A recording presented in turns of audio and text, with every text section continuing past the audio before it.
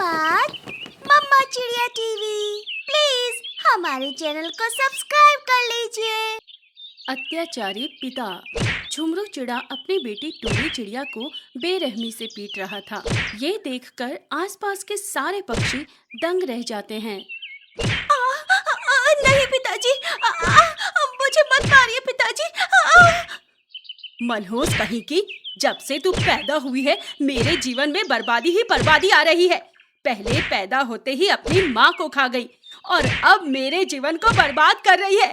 तुझे क्या कहा था मैंने कि बेरी या दाना लिए बगैर घोंसले में मत आना, फिर क्यों नहीं लाई तू? बता। पिताजी, मैं काफी दूर तक उड़ते हुए गई थी, पर मुझे कहीं भी बेरी या दाना नहीं मिला। तभी झुमरू चिड़ा फिर से टूनी चिड़िया को मारता है। झूठ, फिर से झूठ। अपने दोस्तों के साथ जाकर कहीं गुलछर्रे उड़ा रही होगी और यहाँ आकर मुझसे झूठ कह रही है। अब जा, और अगर बेरी दाना लिए बगैर घोंसले में आई ना तो मैं तेरी जान ले लूंगा। जा, निकल यहाँ से। झुमरू चिड़ा टूनी चिड़िया को अपने घोंसले से धक्के मारकर बाहर निकाल देता है। बेचारी टूनी चिड़िया अपने पिता की मार खाकर रोते रोते वहां से चली जाती है। ये देखकर पड़ोस वाला कालू कौवा चमन तोते से कहता है, तोते भाई, कितना जालिम पिता है ये। अपनी मासूम बेटी पर रोज रोज कितना जुल्म करता है ये। बेचारी उस बिना माँ की मासूम बच्ची टूनी चिड़िया का जीवन कितना कांटों से भरा पड़ा है। हाँ कौवे भाई, अरे पिता तो औलाद के जीवन के लिए सुकून का जरिया होते हैं, पर पता नहीं ये झुमरू चिड़ा कैसा है जो अपनी ही बेटी पर इतना जुल्म कर रहा है। आज अगर इस टूनी चिड़िया की माँ जीवित होती तो इस बेचारी पर कभी इतना जुल्म ना होता। टूनी चिड़िया की माँ चमेली चिड़िया की मौत टूनी चिड़िया के पैदा होते ही हो गई थी। तब से झुमरू चिड़ा टूनी चिड़िया पर अत्याचार करते आ रहा है। वो बहुत ही आलसी पक्षी था, उसे बस सोने का शौक था। इधर टूनी चिड़िया रोते रोते जंगल में दाना तलाश करने घूम रही थी। माँ, आप क्यों मुझे छोड़कर चली गई हो? क्यों मेरे जीवन में इतने दर्द लिखे हैं? पिताजी क्यों मुझ पर इतना अत्याचार करते हैं? अब मैं दाना कहाँ से लाऊं? कहाँ ढूंढूं? उस जंगल में दूर दूर तक कहीं भी दाना नहीं था। टूनी चिड़िया उड़ते उड़ते एक हिरन के पास आती है। हिरन अपने बच्चों के लिए घास तोड़ रही थी। हिरन काकी, क्या आपके पास थोड़ा दाना या बेरी है? मुझे बहुत भूख लगी है। इस जंगल में कहीं पर भी दाना नहीं है। सब पक्षी बेरी के बदले दाना बेचते हैं और मेरे पास बेरी भी नहीं है। नहीं चिड़िया बेटा, हमें दाने की क्या जरूरत। हाँ, मेरे पास बेरियां हैं, पर मैं वो तुम्हें कैसे दे सकती हूँ? बेरियां मिलना कितना मुश्किल है। जैसे इंसानों के लिए पैसा जरूरी है, वैसे जंगल में पक्षियों और जानवरों के लिए बेरियां जरूरी थी। उसके बिना वो जंगल में कोई चीज नहीं खरीद पाते थे। हिरन काकी, मैं आपको घास तोड़कर देती हूँ ना, आप उसके बदले मुझे बेरियां दे देना। हाँ, ये सही रहेगा। वैसे भी घास तोड़ना मुझे बिल्कुल अच्छा नहीं लगता। ठीक है बेटा, तू मेरे लिए घास तोड़ तोड़ कर वो सामने मेरे घर में लाती जा। तू जितना घास लाएगी मैं तुझे उतनी बेरियां दूंगी।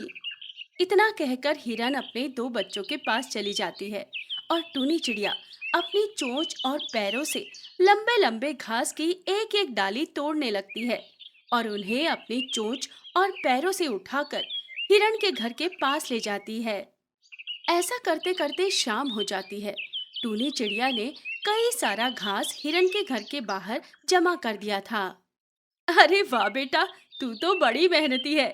तूने तो मेरे और मेरे बच्चों के लिए काफी सारा घास जमा कर दिया है। अच्छा, ये ले 10 बेरियां। सुन बेटा, तू रोज आकर मेरे लिए घास तोड़ दिया कर। मैं तुझे रोज के बेरियां दे दिया करूंगी। हाँ हिरन काकी, मैं रोज आऊंगी। टूनी चिड़िया वो बेरियां ले लेती है और उन बेरियों से एक पक्षी से दाना लेकर अपने घर आती है और अपने पिता झुमरू चिड़े को देती है। ये देखकर झुमरू चिड़ा वो सारा दाना खा जाता है।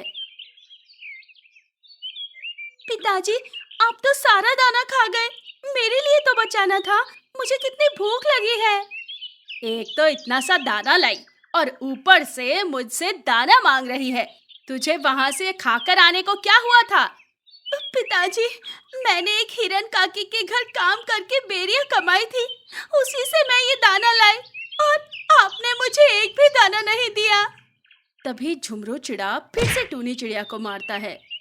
तू क्या चाहती है, मैं तुझे खाने को दे दूं और खुद भूखा मरूं? चल अब सो जा, कल और जाना है तुझे दाना लाने। टूनी चिड़िया बेचारी भूखी ही सो जाती है। अगले दिन टूनी चिड़िया फिर से हिरन के लिए घास तोड़ती है और रात तक 10 बेरियां लेकर उन बेरियों से दाना खरीद कर अपने घोंसले की ओर आने लगती है। एक काम करती हूँ, थोड़ा दाना यही खा लेती हूँ, वरना पिताजी कल की तरह पूरे दाने खा जाएंगे और फिर मुझे भूखा ही सोना पड़ेगा। टूनी चिड़िया वही रास्ते में थोड़े दाने खा लेती है और बाकी बचे अपने पिता को लाकर देती है। झुमरू चिड़ा उन दानों को खाता है तो उसका पेट नहीं भरता। ये देखकर झुमरू चिड़ा फिर से टूनी चिड़िया को बेरहमी से पीटने लगता है। नहीं पिताजी, पिताजी मुझे मत मारिए। रास्ते से आधा दाना खाकर आई और मुझे बचा खुचा इतना सा दाना लाकर दिया तूने।